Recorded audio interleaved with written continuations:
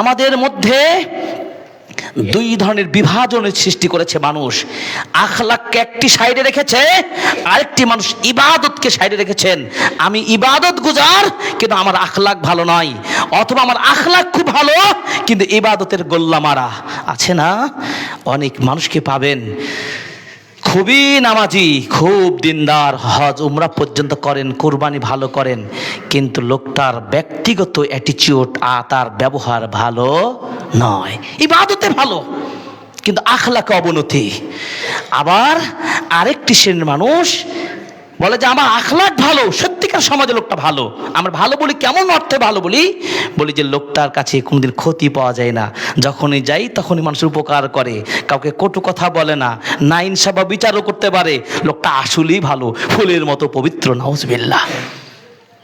হ্যাঁ, সামাজিকভাবে তার কাজগুলো ভালো, কিন্তু যখন ওইদা নদী আলিস সালাহ, নামাজের যখন আজান ডাক দেওয়া হয়, তখন সে তার অফিস লাগে, নিজের মতো তার কাজ চালিয়ে যায়।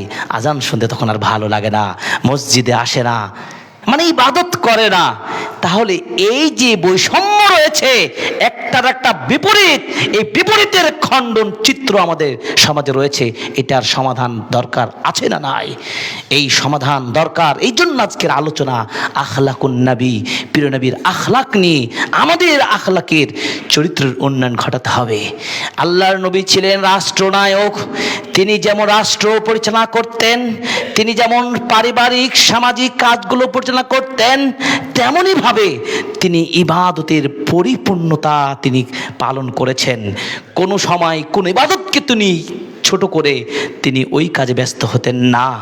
এই জন্য আখলাকের সাথে ইবাদতের সম্পর্কটা কেমন, আপনি আশ্চর্য হয়ে যাবেন।